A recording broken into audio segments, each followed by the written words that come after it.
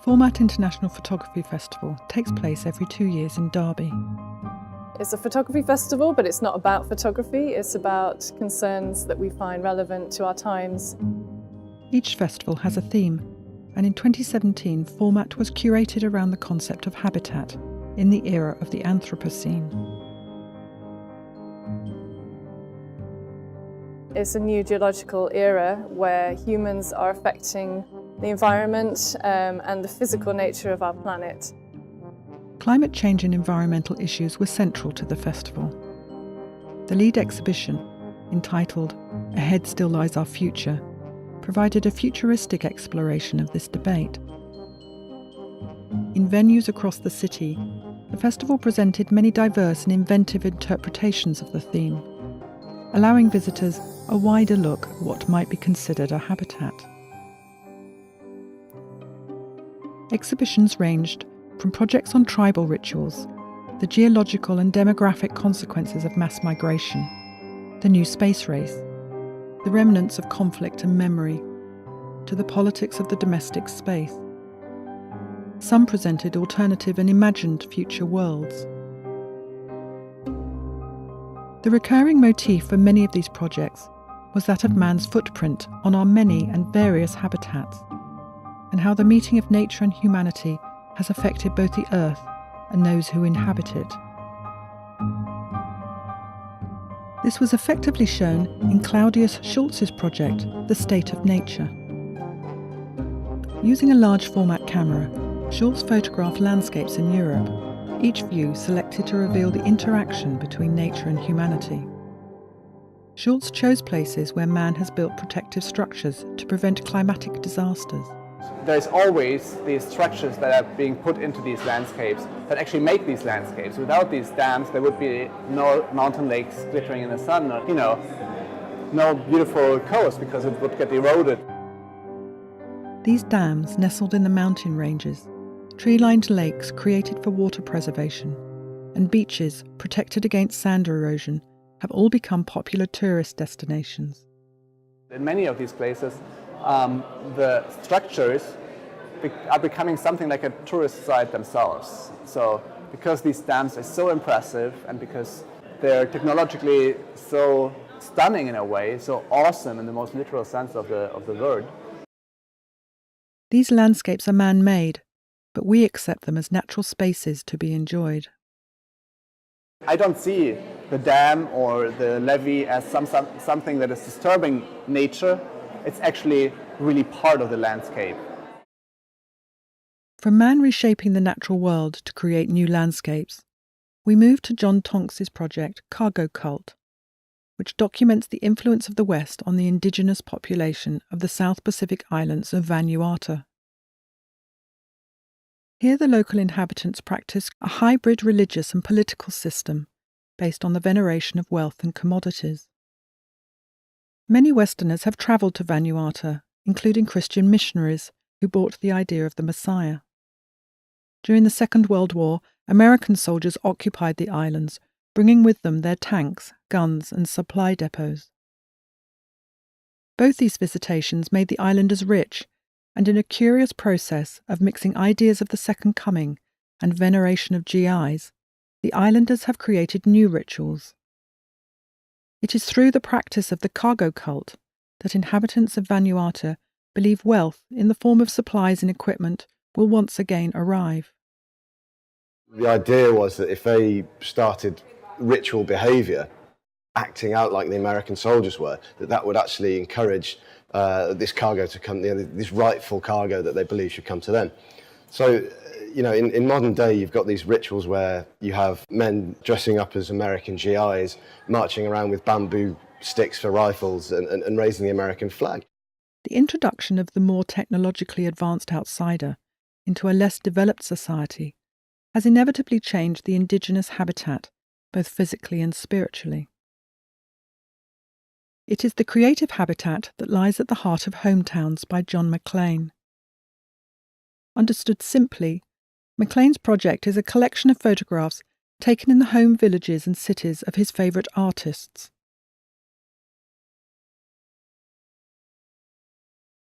McLean had arrived at a crossroads in his photography wondering if every new image he took came from an original idea or was an accumulation of things he had seen throughout his life. He decided to cast aside his anxiety about being original in favour of celebrating the artistic influences he recognised as important to him. McLean visited the hometowns of certain artists, hoping to discover what inspiration these places had given them.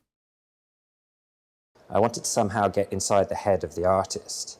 And in the case of Bridget Riley, there's some really sweet stories she includes in her autobiography about wandering down the beaches on the west coast near Padstow, making sculptures from shells and seaweed.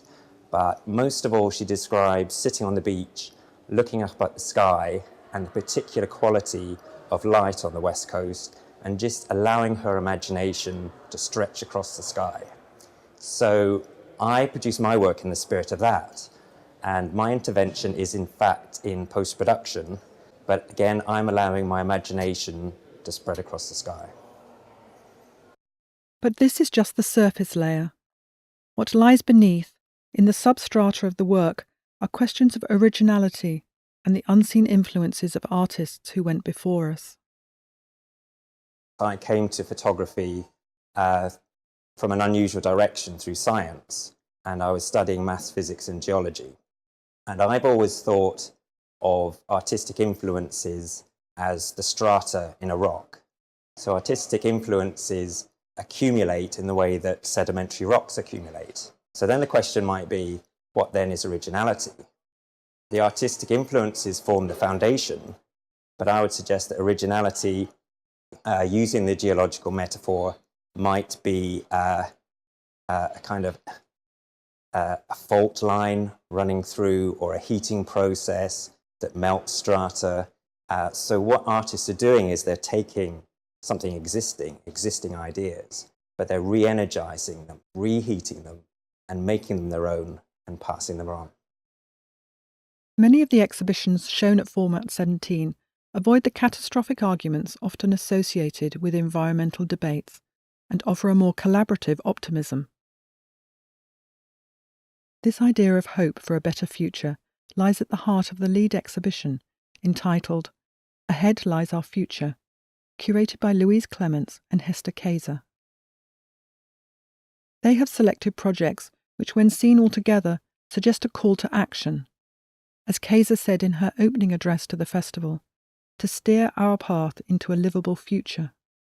Louise and I have curated an exhibition where we try to look for images that give us a glimpse or a small vision of a future that could possibly be. So you have 10 different artistic positions where each of them has translated their vision of how we could live in the future. We were looking for approaches that are more subtle and that give voices for and from the earth. There is a distinct science fiction element to the choices Clements and Keijser have made. None more so than in the dystopic film Pumzi by Kenyan filmmaker Wanuri Kahiu. The film is set in a fictional future. Following the destruction of the Earth by global water wars, the human race has been forced to live underground, where water is scarce. Into this limited world, the lead character, a museum curator who works in a seed archive, is sent some soil by an anonymous donor. The curator takes a seed and plants it in the soil, sharing what little water she has with the seedling. Slowly it sprouts, and thinking the soil has come from the outside world, she escapes from her underground existence to explore a new future above ground, taking her seedling with her. The film offers the hope that even if civilization is destroyed, there is still the possibility of rebuilding it. This mix of destruction and hope is also found in Lisa Barnard's The Canary and the Hammer, an immersive installation that tells the story of gold. Gold is often seen as the embodiment of rapacious capitalism, and its story is one of colonialism, land acquisition, the alienation of labour, and the accumulation of wealth. I was really interested in this idea of land ownership and on researching the Virginia Mining Company in the early 17th century. I discovered that they were responding to a financial crisis, and James I commissioned the Virginia Mining Company to go to America for the search of precious metals. I mean, everybody knows the story is that, you know, we only found Indians and tobacco, no gold, and then Pocahontas came back to the UK and she died and she's buried in Gravesend. So I was really interested in that narrative, and then through my research, I discovered other narratives, and I thought what would be really interesting is to use that idea of discovery through the screen. So it's me discovering various untold projects around gold that I'm interested in. So it's a very personal journey through gold. As Barnard shows us, the story of gold, a precious metal with unique properties, can also be told as one of progress. Nanotechnology uses gold to enable the delivery of drugs to specific cells. NASA uses gold to protect its spacecraft against radiation. Gold is both the cure and the disease, signifying the complexity of how humans can continue to live effectively on Earth.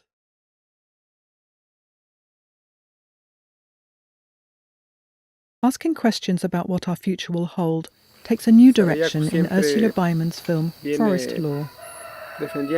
Here it is argued that the future must take account of the rights of non-human entities, calling into question the very relevance and definition of what we understand to be human rights. So the two videos that you can see behind me, the one in the far end is by a Swiss artist called Ursula Beiman.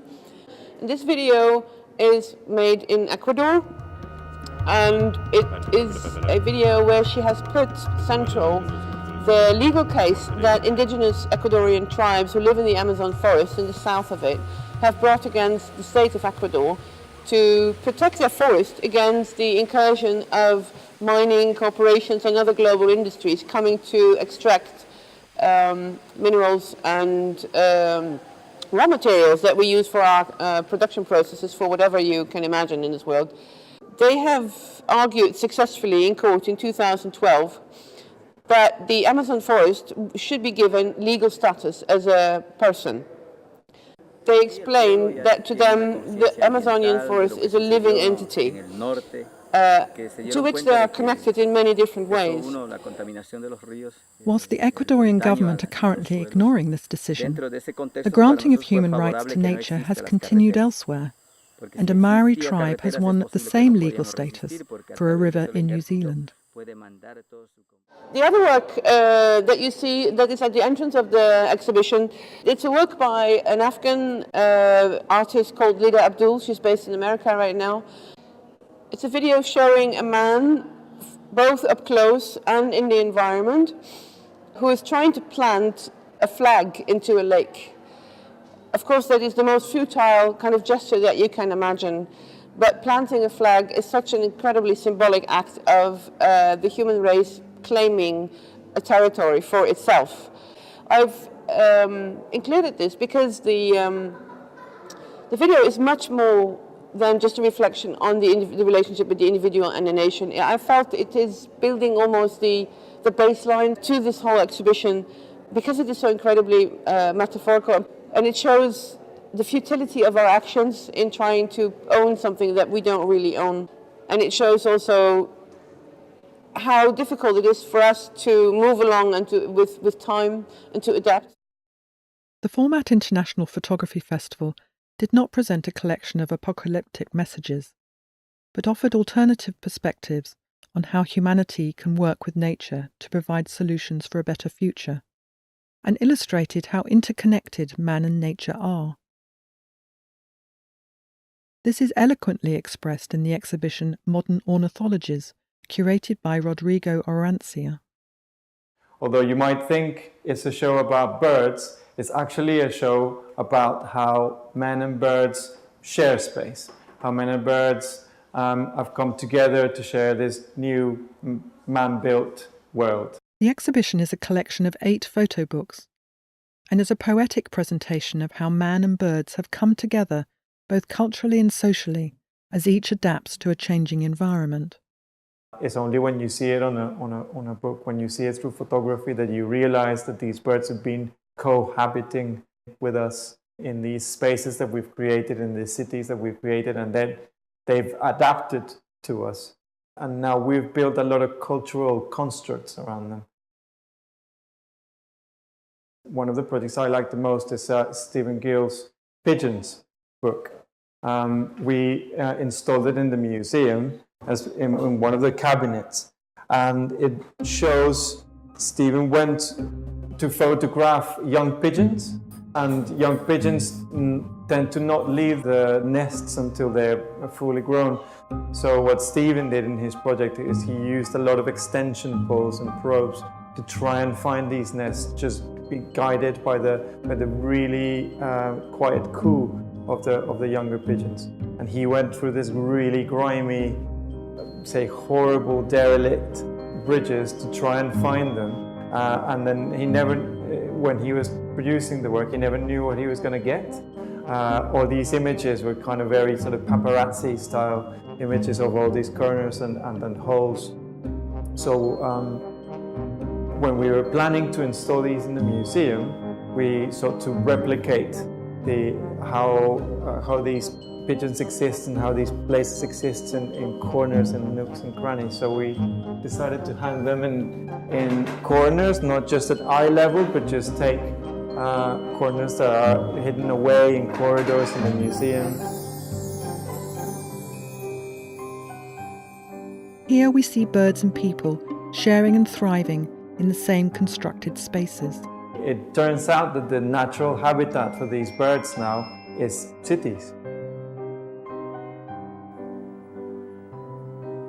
The 8th edition of Format featured more than 200 photographers drawn from 50 countries in 30 exhibitions, occupying spaces across the city of Derby.